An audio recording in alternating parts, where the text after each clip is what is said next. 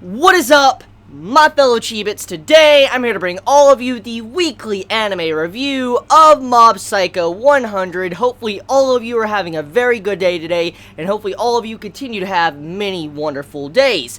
So, this episode, we get to dive into Ritsu and kind of how he acts when he has psychic powers. And I love the direction of this episode, of how this man seeps into darkness and how he changes from this person that almost seems near perfect because he has everything going for him to a person that is just getting overwhelmed by his power, that he thinks he can do anything. He feels like he's free and he's just doing violence just because he's free. And because of all this stuff going on in this episode, I just love how dark this episode is and how it really goes along with some of the lighter scenes of this episode, especially with the stuff with Mob and Reagan, which I'll get into that in just a second. But majority of this episode is straight up 100% dark. That is exactly what it is. Majority of the themes are very dark, getting to see what's going on with one of our main characters, Ritsu, getting to see Teru behind the scenes showing his character development, how much he has changed after his fight with Mob, and how he's probably going to try to pitch in and help out Mob's brother.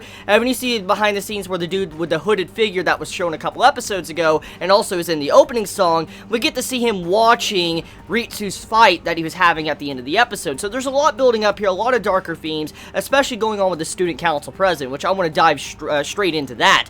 So the student council president, as we know, he is an asshole. He's kind of a scumbag. We saw what he did in last week's episode, and we kind of know why he was doing this in some ways is because of what his life is at home, how his upbringing was. And I like how in this episode, and how last week's episode, they made it to where the student council president, he wasn't evil to be evil. Like, there's a lot of characters written in mini manga literature and stuff that you have a character that's introduced, and they're just there to be evil, just for the sake of being evil, and they really have no purpose, they had no motives or initiative to really be evil. There was just no background. You're like, why the fuck are you doing this shit just to be evil? It's bad writing. And Mob Psycho doesn't do that. When it came to the student council president, even though he's a minor character in the grand scheme of things, just seeing the way he was written and how his upbringing with his life was done and how his, family treats him and all that, and how he was actually just trying to relieve stress in a way before he can deal with all the problems he's having, it makes sense because, that's how normal human beings actually deal with a lot of problems. Let's just be realistic here. Many people get a lot of stress in day-to-day life. Let's say you go to work, you go to school, you go to college, it doesn't matter. You do every day-to-day life, and eventually stress happens. You get pissed off with something, or you get upset with something, you worry about something. Stress builds up, and sometimes people have to relieve stress in different ways. Like, for instance, me, when I am stressed out, I'm pissed off or angry or whatever, usually either A, I would read manga or watch anime, or I play some games. That's what I do. Normally, other people decide to say like, oh, I'm gonna go for a walk. I'm gonna go for a walk to relieve stress. Or someone will say, you know what, I'm gonna go work out. Different ways to handle stress buildup. Like, how Mob is, our main character Mob, how he just explodes and lets all his emotions out at once.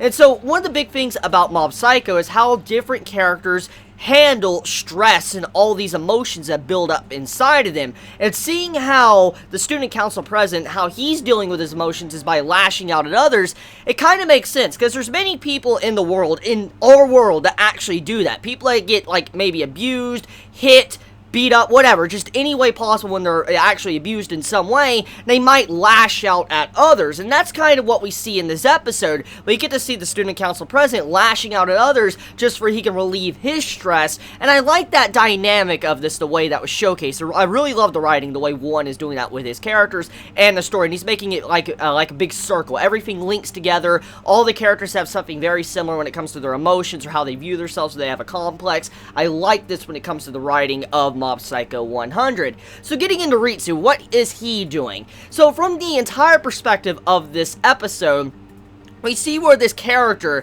that pretty much has everything good going for him. He has good grades, he's popular, he's good looking, he has all the girls after him, and he's in the student council. He has a lot of shit going on, and I've talked about this before, how he's the exact opposite of Mob. He has so much going for him, and Mob is the exact opposite. The only thing Mob really has is his psychic abilities. You remove that, he's a commoner, and he's just a regular person. He's nothing special. Actually, he's even below average because he he doesn't really stand out, and also he's not popular, and so you're thinking like, okay, so if you remove that, he's just average or below average. You look at Mob's brother, Ritsu, this man is extremely above average. He's popular, he has a lot of things going for him, and now that he's gotten psychic abilities, it's all going to his head, and he's trying to just lash out and do different things to relieve stress or deal with these certain problems he has, or his envy of his brother and wanting to be like his brother. He's just lashing out in different ways of how he can cope. For instance, going back to the entire way of how people handle stress or emotions. And so, with him lashing out, you know, gaining this big head to where he has power now, he can do a lot of things. It's kind of like a very similar path to what Teru went through. As we know, Teru, he was an entire character that believed he was perfect, he was popular, he had everything, he was special, and then you had to where Mob just broke all that down, broke down that ideal and ideology he had, and showed him what he really was. He's just a regular commoner if you remove his psychic abilities. And that's the thing that's currently going on with Ritsu. He's very similar to how Teru was, and he's going down a very similar path, a little bit different, but it's very similar in some ways. And so I feel like the way the ending part of the episode was set up, it sets up a very good dynamic for the upcoming episode, which will have maybe Mob versus his brother. Well, I highly doubt Mob will probably fight his brother, but I can see it to where maybe you have it to where Ritsu wants to use his psychic abilities against his brother to showcase how strong he is, and maybe Mob might, you know, get overstressed and go to 100% and might, you know, fight his brother or something. I could see something like that happening. I could definitely see something like that happening if it does, but that is a possibility, but also it might not happen at all. Maybe Ritsu will calm down and realize what he's doing is wrong. I do love the direction of this episode, and I do love the character development that Ritsu got in this episode. So getting off of that, let's look at the lighter side of this episode, which will focus around Mob and Reagan. So Reagan, as a character, I've already said my assessment of him. He's a cool character. Love his design, he has a lot of good knowledge, and he is a smart individual. The only thing he really can't do is be an exorcist, remove spirits from people and stuff like that.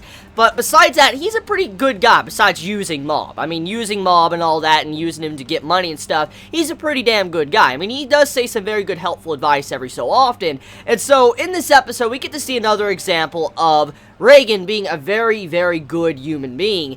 He helps Mob out. Mob is in a situation. As we know, Mob, he needs to get a clue. And he doesn't really understand how the majority of the world works. He doesn't realize how many people will try to con him or use him to their advantage to where they can get something out of him. He doesn't really kind of key in on that until someone point blank tells him. And so in this episode, we see to where this girl lures Mob into this entire office, and then there's this shiny pot that looks pretty damn fancy, and it's like, hey, this is a very expensive pot and all that, you know, you should buy this, trying to con him out of his money. And eventually you had it to where the girl was trying to shove Mob into the pot to where the pot could get cracked or damaged, and when it got damaged, obviously when you go to a store, you know what's gonna happen. You break something in the store, you gotta buy it. That's how, you know, society works.